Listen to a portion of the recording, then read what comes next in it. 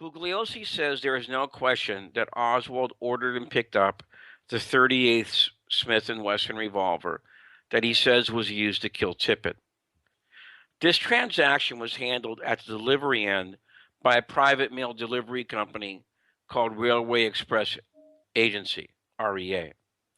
REA had to abide by state laws to ship firearms, including a certificate of good character needed to be shown to the employee. There also must have been a proof of ID submitted on a 5024 form filled out for small firearms like revolvers and pistols. And this all had to have been done at REA headquarters, as the post office would not handle a private mail company's cargo. REA should have sent a postcard to Oswald's box. He then should have walked over to REA and given his identification, a certificate of good character, and this should have all been recorded in the REA office books. As John Armstrong notes, there's no evidence at all that REA ever sent a postcard to Oswald's post office box to pick up the handgun.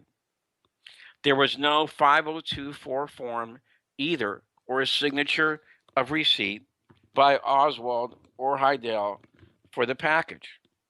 In sum, there was no proof as to either the identity of the individual who picked up the package or the date he picked it up on. There was no proof that the transaction was ever completed and payment forwarded to the originating company, Seaport Traders. There was no proof that REA remitted payment to Seaport for the handgun. If that didn't happen, and there's no proof that it did, then what's the proof that Oswald ever showed up and paid for that handgun? The Warren report shows no bank transactions to certify this exchange. But even beyond that, there is no proof at all that the FBI even visited REA in Dallas to talk to anyone who gave the revolver to Oswald or Heidel.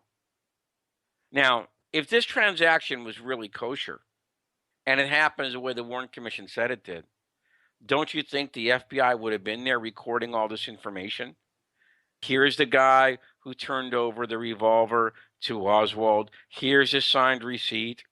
Here's the bank transaction. Here's the remittance to Seaport Traders. Okay, well, guess what? None of that's there.